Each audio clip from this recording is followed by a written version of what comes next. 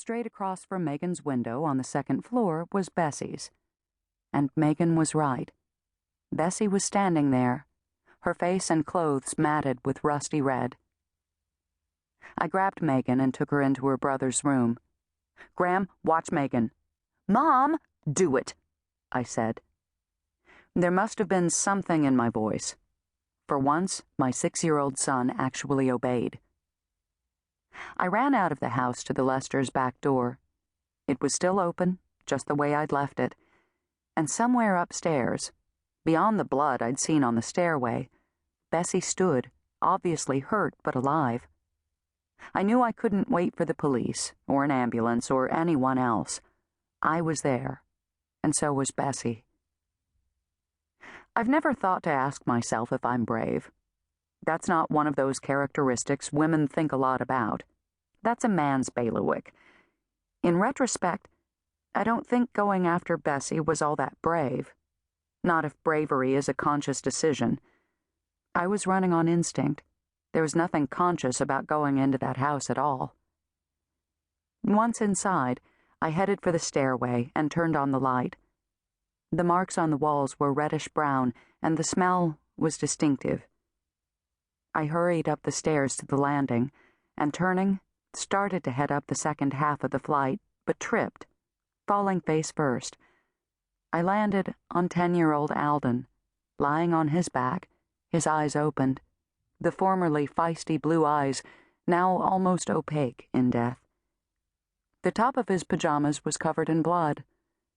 I scrambled off him, throwing myself backwards against the wall.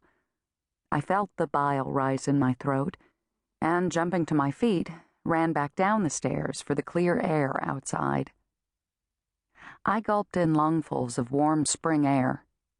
My body was shaking all over, and I knew I had to get home, back to my own babies, and away from whatever had happened at the Lester house. After 2 steps in the direction of my own home, I remembered Bessie, standing at the window, staring into space, covered with blood and gore, but alive. I couldn't leave 4-year-old Bessie in that house. I couldn't. I hugged the wall as I gingerly stepped around little Alden, trying not to touch or disturb him in any way.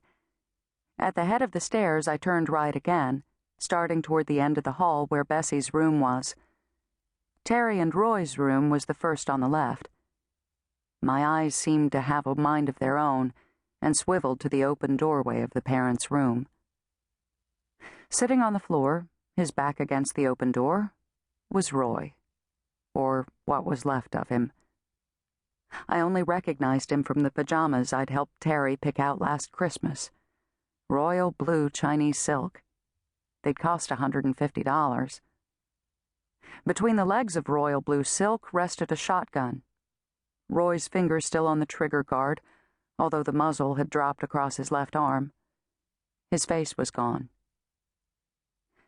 I gripped the door jamb to steady myself. When I moved my hand to continue on down the hallway, I saw the bloody handprint, my own. I looked down at my hands and the front of my shirt, all covered with blood. Alden's blood, no doubt. At some point, I heard a high keening sound.